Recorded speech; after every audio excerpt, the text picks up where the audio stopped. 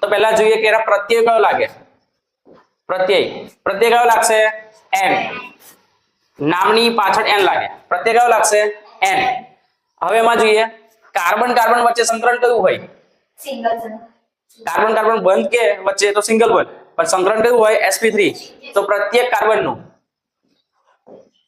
કાર્બનનું સંકરણ કેટલું થાય ભાઈ sp3 પ્રત્યેક કાર્બનનું સંકરણ કે તો આપણે sp3 બરાબર જો આલ્કેન સંયોજન હોય ગમે તે બંધારણ આપેલું હોય શું આપેલું હોય ગમે તે બંધારણ આપેલું હોય એનું સંકરણ કયું હોય પ્રત્યેક કાર્બનનું sp3 જ આવે બરાબર ચાલો હવે જોઈએ કાર્બન કાર્બન વચ્ચે બંધ બરાબર કાર્બન કાર્બન વચ્ચે બંધ કયો હોય ભાઈ સિંગલ બંધ હોય કયો હશે સિંગલ બંધ હોય કયો હશે સિંગલ બંધ હવે જુઓ યાદ રાખવા જેવું છે સિંગલ બંધ હોય તો આલ્કેનમાં જો સિંગલ બંધ હોય તો એને સિગ્મા બંધ કહેવાય શું કહેવાશે સિગ્મા બંધ કહેવાશે યાદ રાખવું જો આપણે ચોપડીમાં તો આપેલું નથી બરાબર અને પ્રશ્ન પૂછવો હોય તો પૂછી શકે જો યાદ રાખવાનું સિંગલ બંધ હોય શું હશે ભાઈ સિંગલ બંધ એમાં સિંગલ એક જ બંધ હોય સિંગલ એટલે સિંગલ જ હોય અને કહેવાશે કયો બંધ કહેવાશે સિગ્મા બંધ અને કહેવાશે સિગ્મા કહેવાય શું કહેવાય ભાઈ સિગ્મા બંધ શું કહેવાશે સિગ્મા બંધ જો દ્વિબંધ આપેલા હોય દ્વિબંધ શું કહેવાશે દ્વિબંધ એટલે બે બંધ આપેલા હોય શું આપેલા હોય બે બંધ જો દ્વિબંધ આપેલા હોય તો એક સિગ્મા અને એક પાઈ શું હશે ભાઈ એક સિગ્મા બંધ અને એક કયો હશે પાઈ બંધ હશે બરાબર હવે આપણે આલ્કેન ની વાત કરીએ છીએ એમાં સિગ્મા બંધ આવશે કયો આવશે ડબલ બંધ આવવાનો એટલે પાઈ બંધ આવવાનો નથી ચાલો આ યાદ રાખી લેવું બરાબર જો એક રહી જાય છે તો જોઈ લઈએ આપણે ટ્રિપલ બંધ બરાબર જો ટ્રિપલ બંધ હોય તો ત્રણ બંધ હોય શું હશે ત્રણ બંધ અને મેં જોવાનું ટ્રિપલ બંધ હોય તો સાહેબ સિંગલ બંધમાં એક સિગ્મા પાઈ તો હોય ના દ્વિબંધ હોય તેમાં શું હોય એક સિગ્મા એક પાઈ અને ટ્રિપલ બંધ હોય તો એક સિગ્મા બે પાઈ શું હશે એક સિગ્મા બે પાઈ એવું નહીં કે બે સિગ્મા એક પાઈ એક સિગ્મા બે પાઈ બરાબર હવે આપણે જોઈએ મિથેન શું જોઈએ આપણે મિથેન ચાલો અહીં મેં જો મિથેન આવી ગયું તો પાછળ શું બોલાય છે n જો n બોલાતું હોય તો સંકલન કયું આવશે sp3 अब मिथेन बोलाय છે તો પ્રત્યય n લાગ્યો મિથ પ્લસ n તો n લાગ્યો તો કાર્બન કાર્બન વચ્ચે બંધ કેવો હશે સિંગલ બંધ હશે બરાબર એટલે જો હવે અહીંયા આગળ વાત કરીએ જો આ લખાઈ ગઈ છે મિથ પ્લસ n શું લખાશે મિથ પ્લસ n તો શું લખાય ભાઈ મિથેન લખાય અને મેં આપણે જોઈએ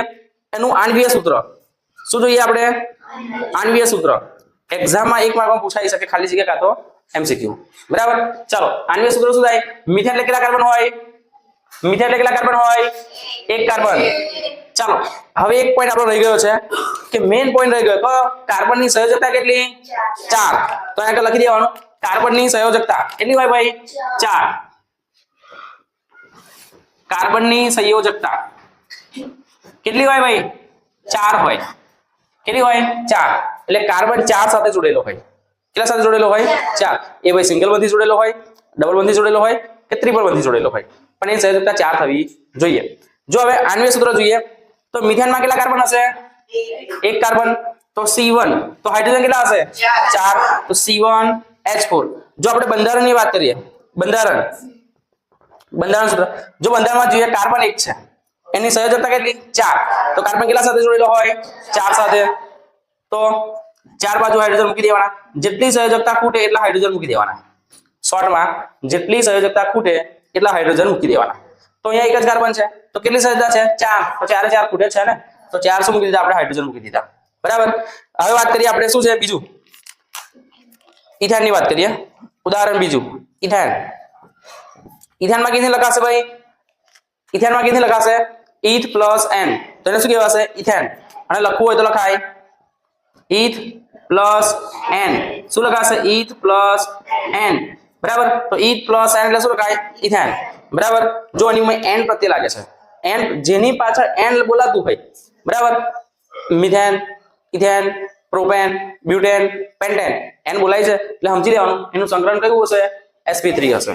કાર્બન કાર્બન વચ્ચે કેવો બંધ હશે સિંગલ બંધ હશે બરાબર. ચાલો હવે આપણે જોઈએ જો અણુબંધારણ જોઈએ આપણે શું જોઈએ અણુબંધારણ પેલા આણ્વીય સૂત્ર જોઈએ આપણે શું જોઈએ આણ્વીય સૂત્ર. ચાલો ઇથેનમાં કેટલા કાર્બન હોય બે કાર્બન હશે તો C2 કાર્બનની સંયોજકતા કેટલી હોય કાર્બનની સંયોજકતા કેટલી હોય 4 જો બે કાર્બન હોય તો કાર્બન કાર્બન વચ્ચે સિંગલ બંધ હોય બરાબર. હવે શોર્ટમાં યાદ રાખી શકાય કે એક કાર્બન વધે છે તો હાઇડ્રોજન કેટલા વધશે 2 વધશે એક કાર્બન 2 હાઇડ્રોજન તો C2H6 આ થયું ઇથેનનું આણ્વીય સૂત્ર. હવે જો આપણે બંધારણ જોઈએ એનું શું જોઈએ આપણે બંધારણ જો બંધારણ જોઈએ કાર્બન કાર્બન વચ્ચે સિંગલ બંધ જો અહીંયા બે કાર્બન છે ને તો પહેલા બે કાર્બન તમારે જોડી દેવાના કાર્બન કાર્બન વચ્ચે કેવો બંધ રાખવાનો સિંગલ એટલે એકલ બંધ રાખવાનો બરાબર. હવે કાર્બનની સંયોજકતા કેટલી ખૂટે છે જો આ કાર્બનની કેટલી ખૂટે કેટલા કાર્બન સાથે જોડેલો છે એક તો ખૂટે કેટલી 3 તો જેટલા પણ ખૂટે સંયોજકતા એટલે શું મૂકી દેવાના હાઇડ્રોજન મૂકી દેવાના તો અહીંયા આગળ મૂકી દઈશું આપણે કેટલા છે 1 2 3 તો આ કાર્બન જુઓ 3 હાઇડ્રોજન 1 4 થઈ ગઈ અહીંયા કેટલા ખૂટે 3 તો 3 શું મૂકવાના હાઇડ્રોજન એટલે આ થઈ ગયું તમારું બરાબર. જો તમારે આવું ના લખવું હોય તો અથવા કરીને લખી શકો CH3 શું લખી શકો CH3 એક્ઝામમાં MCQ પૂછો હોય તો પૂછી શકે શું પૂછી શકે કે ઇથેન નું આણ્વીય સૂત્ર શું થાય તો શું થશે C2H6 બરાબર. ચાલો જોઈએ હવે બીજી એક વાત કરીએ શાની વાત કરીએ ભાઈ ઉદાહરણ 3 પ્રોપેન શું વાત કરીએ પ્રોપેન ની હોય તો પ્રોપેન માં શું હોય પ્રો પ્લસ n શું લખાશે ભાઈ પ્રો પ્લસ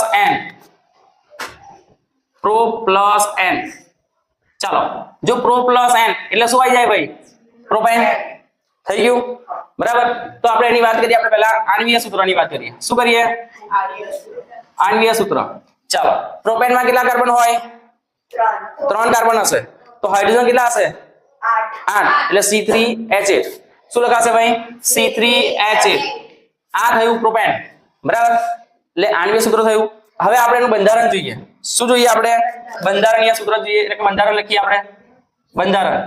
ચાલો કાર્બન કેટલા છે 3 કેટલા કાર્બન છે 3 કાર્બન છે તો 3 કાર્બન વચ્ચે કેવો બંધ હશે ભાઈ સિંગલ બંધ હોય તો આ રીતે લખી શકાય આપણે 1 2 અને 3 કાર્બન વચ્ચે સિંગલ બંધ હોય શું હશે કાર્બન વચ્ચે સિંગલ બંધ હોય. ચાલો હવે આપણે ખબર છે કાર્બનની સંયોજકતા કેટલી હોય કુલ 4.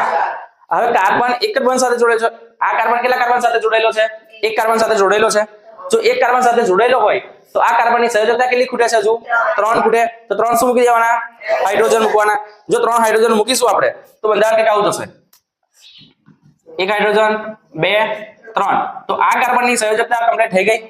આ કાર્બન કેટલા કાર્બન સાથે જોડાયેલો છે 2 એટલે કાર્બનની 2 સંયોજકતા આપણે ભૂલ છે કેટલી ખૂટે છે 2 ખૂટે છે તો 2 શું મૂકવાના હાઇડ્રોજન તો અહીંયા આગળ લખાશે 1 અને 2 આ કાર્બનની કેટલી ખૂટે છે 3 તો 3 શું મૂકીશું આપણે હાઇડ્રોજન તો અહીંયા 3 આપણે હાઇડ્રોજન મૂકી દઈશું બરાબર.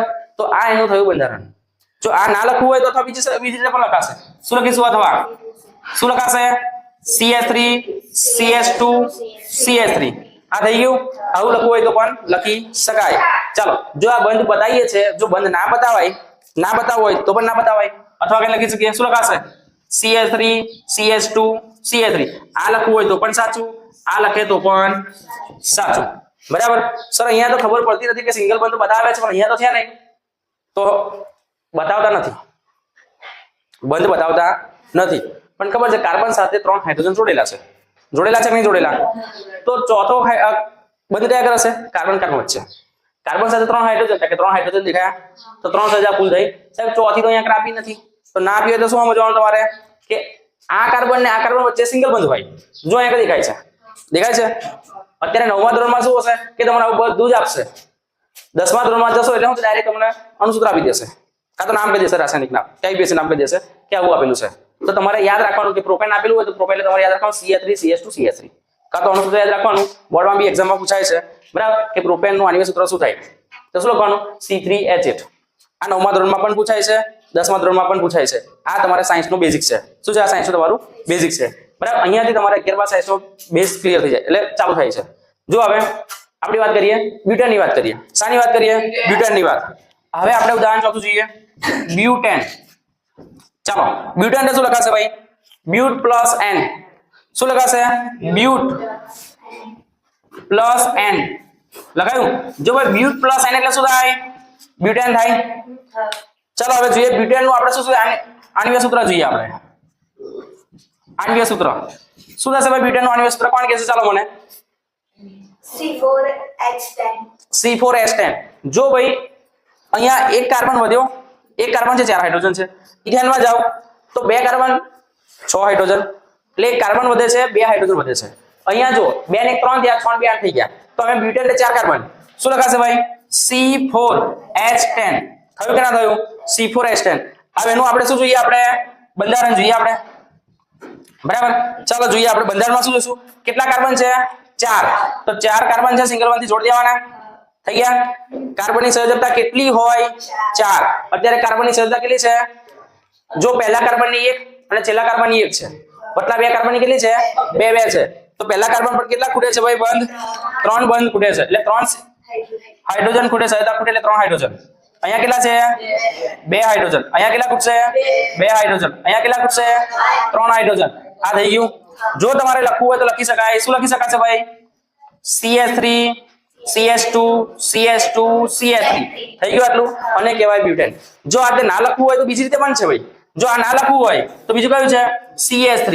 ભાઈ CH2 કેટલી વાર છે? 2 વાર. તો અહીંયા લખાય CH2 કૌંસની બહાર લખવાના 2 સિંગલ ને અહીંયા લખી દેવાનું CH3. આ પણ બ્યુટેન નું છે. CH3 CH2 ટ્વાઇસ એટલે 2 વાર. એટલે 2 વાર CH2 છે બંધારણમાં. એટલે CH3 પહેલો ને છેલ્લા પર CH3 અને કહેવાશે. બરાબર. ચાલો હવે એક પોઈન્ટ આપણે બાકી રહ્યો હતો કે જોઈએ કે પ્રત્યેક કાર્બનનું સંકલન કયું હોય?